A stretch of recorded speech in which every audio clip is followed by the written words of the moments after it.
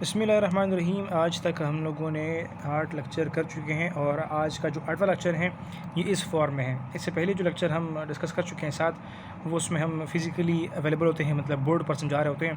ابھی پیج کی طرف شفٹ ہو رہے ہیں فور دیٹ۔ خیر ٹرائی کرتے ہیں کہ آپ لوگوں کو اگر یہاں سمجھ آتا ہے تو اٹس ویری گڈ۔ خیر کیا ہوا، ایک میں فرسٹ میں ہم لوگوں نے حضور پاک کا سجرہ ڈسکس کیا تھا، پھر دوسرے لیکچر میں ہم نے واقعہ اصحاب فیل جو تھے وہ ڈسکس کیا، پھر اس کے بعد رضاعت کا جو پیریڈ ہے وہ ڈسکس کیا، پھر اس کے بعد حضور پاک کے جو عمر کا اگلا حصہ ہوتا ہے جس میں سفر شام کرتے ہیں، پھر اس کے بعد حرب فجار جو ہے ہم نے ڈسکس کیا، حلف الفضول بھی اسی میں تھا، پھر حضرت خدیجہ رضی اللہ تعالیٰ عنہا سے جو نکاح ہے وہ ڈسکس کیا آپ لوگوں کے ساتھ اس لیکچر میں۔ 7ویں لیکچر میں ہم نے بعثت کا جو سسٹم سٹارٹ ہوتا ہے، پیریڈ تو وہ ہم نے ڈسکس کیا تھا، مطلب حضور پاک صلی اللہ علیہ وسلم پر جب نزول وحی ہوتی ہیں اور غار حرا میں آپ ہوتے ہیں اور پھر آپ آتے ہیں حضرت خدیجہ کے ہاں، تو یہ سارا پیریڈ ہم نے ڈسکس کیا۔ یہاں پر ہم نے ورقہ بن نوفل کے حوالے سے بھی باتیں کی ہیں۔ اور 8واں جو لیکچر ہے آج کا لیکچر، اس میں ہم لوگ تبلیغ اور ابو طالب اور ابو لہب کے جو مظالم ہیں ان کے حوالے سے بات کریں گے، ابو طالب کا ڈھال بننا اور ابو لہب کے مظالم، یہ آج کا لیکچر ہوگا۔ تو ہوتا کیا ہے کہ جب ہمیں آج کے 8ویں لیکچر میں ہم یہ ڈسکس کریں گے کہ جیسے مطلب حضور پاک کو بعثت ہوئی، مطلب نزول وحی ہوا، تو پھر اس کے پاس بعد جو ہے حضور پاک نکلے اور اصحاب کو اطلاع دی اسلام کے حوالے سے۔ تو آہستہ آہستہ تقریباً 7 سے لے کر کے 8 لوگ جو تھے، کتنے 7 to 8 انہوں نے مطلب اسلام قبول کیا تھا۔ تو وہ دار ارقم کے گھر میں آتے تھے۔ ارقم ایک صحابی کا نام ہے، دار اس کا گھر ہے، تو اس کے گھر کے اندر آتے تھے، وہاں پر تذکرہ ہوا کرتا تھا، جو اسلام کے متعلق پلاننگز تھے، ڈسکشنز تھی، وہ ہوا کرتے تھے۔ پھر اس کے بعد مطلب یہ ہوا کہ 3 سال تک تبلیغ اس طرح رہی، مخفی حالت میں، چپ کے یہ ہوا کرتا تھا۔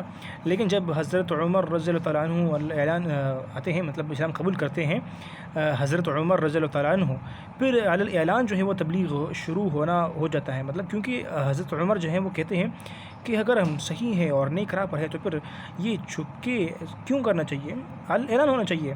تو اس طرح سے ایک قوت ملتی ہے اسلام کو مزید اللہ کے ذریعے سے، اللہ کے تھرو۔ حضور کے بعد جو مطلب ہمارے پاس ہوتے ہیں حضرت عمر رضی اللہ عنہ، تو یہ ایک ذریعہ بنتا ہے، تب اعلان جو ہے وہ تبلیغ شروع ہو جاتا ہے۔ حضرت عمر بھی نکلتے ہیں، حضور پاک سب نکلتے ہیں، پھر اعلان جو ہے وہ تبلیغ شروع ہوتا ہے۔ اس دوران کیا ہوتا ہے کہ آپ صلی اللہ علیہ وسلم جو ہے وہ کوہ صفا پر آتے ہیں، کوہ صفا کی پہاڑی پر، اس کے اوپر کھڑے ہوتے ہیں اور اعلان کرتے ہیں، لوگوں کو بلاتے ہیں اپنے قریش کو، اور کہتے ہیں کہ یار آپ لوگوں سے میں نے مطلب اتنا ٹائم گزارا، آپ لوگوں کو پتہ ہے کہ میں کس قسم کا آپ لوگوں کے پاس ہوں، مطلب کس قسم کا انسان ہوں آپ کے ہاں۔ تو سب کہتے ہیں مطلب صداقت ہے، امانت ہے، مطلب امین ہے، آپ صدیق ہیں، سچ بولتے ہیں، امانت دار ہیں، مطلب ساری خصوصیات اچھی ہیں آپ کے پاس، آپ جھوٹ نہیں بولتے۔ تو اس طرح سے پھر حضور پاک جو ہے اس کا انداز و بیان جو ہے وہ کرتے ہیں، اور بعد میں کہتے ہیں اگر میں یہ کہوں کہ مطلب جس صفحہ پر آپ کھڑے تھے نا، تو آپ نے پیچھے کی طرف اشارہ کیا کہ وہاں سے ایک لشکر آ رہا ہے جو ہم پر حملہ آور ہوگا، تو آپ لوگ میری بات کو صحیح مانو گے؟ تو لوگوں نے کہا بالکل ہم مانیں گے۔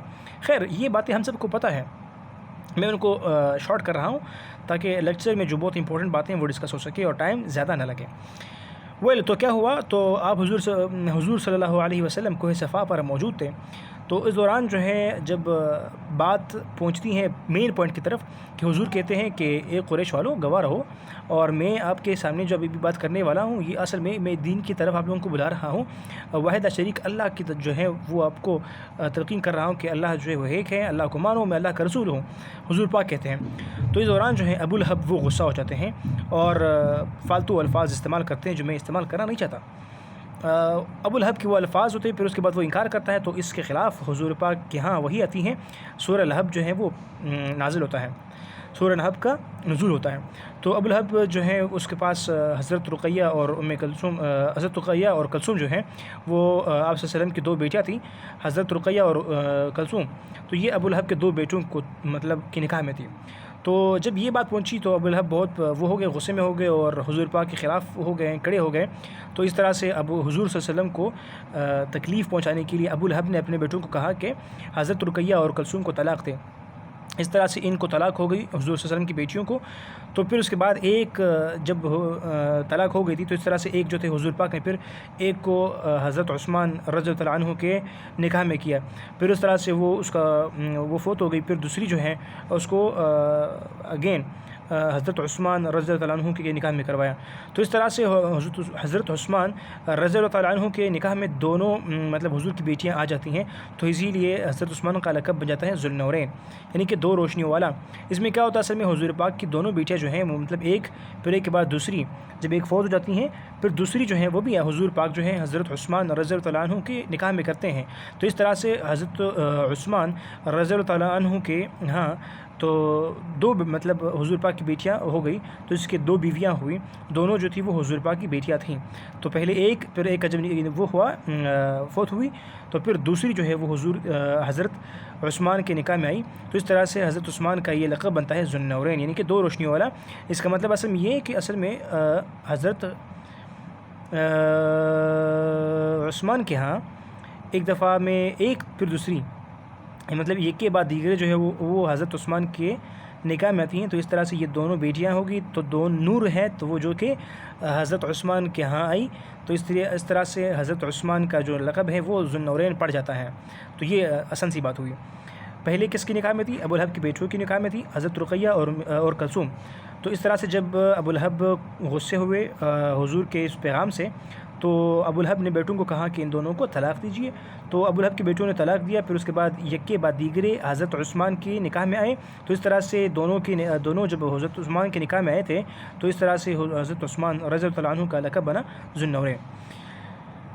اسی دوران کیا ہوا تھا کہ جب اعلان تبلیغ ہو رہی تھی تو لوگ بہت تنگ آ گئے تھے اس اعلان تبلیغ سے اسلام کے، تو انہوں نے ابو طالب سے درخواست کی کہ آپ جو ہیں اپنا جو آپ کا بھتیجا ہے اس کا خیال رکھیں، اس کو بولے بھائی کہ یہ کام نہیں کریں، تبلیغ نہیں کریں، مطلب تبلیغ سے روکنے کے لیے کہا تھا۔ تو ابو طالب جو ہیں وہ مسلسل ڈھال رہے ہیں، اور ویسے بھی ابو طالب نے پوچھا تھا کہ بیٹے آپ حضور سے کہا تھا، حضور صلی اللہ علیہ وآلہ وسلم سے کہا تھا کہ آپ اسلام کی تبلیغ چھوڑ دیں۔ تو حضور نے کہا کہ اگر میرے ایک ہاتھ پر چاند دوسرے پر سورج بھی رکھا جائے گا تب بھی میں اس حق کی دعوت سے پیچھے نہیں ہٹوں گا۔ تو حضور کا یہ انداز دیکھا تو پھر بھی مطلب ابو لہب نے کہا کہ اگر آپ نہیں ہٹو گے تو میں بھی آپ کا ساتھ نہیں چھوڑوں گا اور آپ کا خیال رکھوں گا۔ تو آخر تک ڈھال بنے رہے ہیں ابو طالب۔ اور پھر اس کے بعد جو ہیں وہ یوں ہوا کہ جب یہ بات ہوئی ابو لہب اور قریش کی باتیں جب ابو طالب کو پہنچی، تو ابو طالب نے پھر بھی انکار کیا کہ نہیں، میں ڈھال بنتا ہوں، مطلب آپ میرے موجودگی میں آپ لوگوں نے حضور صلی اللہ علیہ وسلم کو کچھ نہیں کہنا اور نہ کہہ سکتے ہیں۔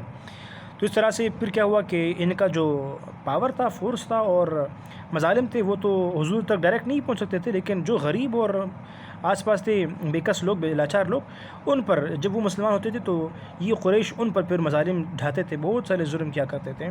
اور اشاعت اسلام کو روکنے کے لیے قریش نے بہت ساری کوششیں کی۔ آخر میں ان کا یہ ایک بات پہنچا کہ ہم لوگ اکٹھا ہو کر کے ایک مشورہ کرتے ہیں۔ تو اس مشورے کے لیے ابو عبد الشمس جو کہ قریش کا ایک بہت ہی عمر رسیدہ شخص تھا، اس کو بلایا گیا، جس کا نام ہے ولید بن مغیرہ، اور یہ ابو عبد الشمس اس کی کنیت تھی۔ تو یہ بہت عمر رسیدہ شخص تھا جس سے مشورے کے لیے بلایا گیا تھا۔ تو اس نے کہا تھا کہ پہلے آپ لوگ مشورہ دیں، آپ لوگ کیا کہنا چاہتے ہیں، پھر اس کے بعد میں اپنا مشورہ آپ لوگوں کے سامنے پیش کروں گا۔ تو لوگوں نے اپنے رائے پیش کی، تو ابو عبد الشمس کو یعنی کہ ولید بن مغیرہ کو کسی نے کہا کہ حضور جو ہے نعوذ باللہ ثم نعوذ باللہ مجنون ہیں، کسی نے کہا کہ شاعر ہیں، اور کسی نے کہا ساحر ہیں۔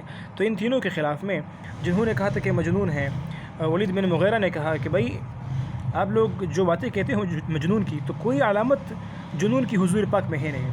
جس نے کہا تھا کہ حضور نعوذ باللہ شاعر ہے، تو ولید بن مغیرہ یعنی کہ ابو عبد الشمس خود شاعر تھے۔ اس نے کہا بھائی میں خود شاعر ہوں، میں واقف ہوں شاعر کیسے ہوتا ہے، شاعری کیسی ہے، میرے علم کے مطابق شاعر بھی نہیں ہیں آپ۔ اور تو باقی نے کہا تھا کہ بھائی وہ ساحر ہیں، نعوذ باللہ حضور پاک کے حوالے سے یہ کہا تھا۔ تو اگین ابو عبد الشمس نے کہا بھائی مجھے حضور کے اندر ایسے کچھ بھی نظر نہیں آتا جو کہ ساحر میں ہوتے ہیں، واللہ عجیب حلاوت ہے، عجیب میٹھی زبان ہے اور میٹھے الفاظ ہیں، عجیب شیرینی ہے حضور پاک کے کلام میں۔ ویسے بھی یہ سارے باتیں لغو ہیں، فالتو ہیں، باطل ہیں، آپ لوگ جو کچھ کہہ رہے ہیں، لیکن پھر بھی اگر کہا جائے تو یہ مطلب تیسری بات ساحر کی بات جو ہے یہ ابو عبد الشمس نے ان کے لیے ترکیب کی، مطلب کہا کہ بھائی یہ بات آپ لوگ کہہ سکتے ہیں۔ تو یہ حج کا موسم تھا، تو اس وقت ابھی حج میں کے لیے حاجی لوگ آ رہے تھے، حج کرنے کے لیے آ رہے تھے۔ تو انہوں نے اپنا پورا جو جال تھا وہ بچھا لیا، قریش نے، کفار جو تھے کہ حضور سے نہیں ملنا، حضور جو ہیں وہ نعوذ باللہ ساحر ہیں، جادو کرتے ہیں، دوست کو دوست کے ساتھ، بھائی کو بھائی کے ساتھ، باپ کو بیٹے کے ساتھ، بیٹی کو باپ کے ساتھ، مطلب یہ اس طرح سے جب کوئی ان کی بات سنتا ہے تو وہ آپس میں پھر رشتے جو ہے وہ بھول جاتا ہے، وہ پھر ایک دوسرے کے دشمن بن جاتے ہیں. مطلب جتنی بھی باتیں تھیں وہ انہوں نے کر لی، تو یہ والا تجویز تھا انہوں نے اپنا لیا تھا، ساحر والا تجویز.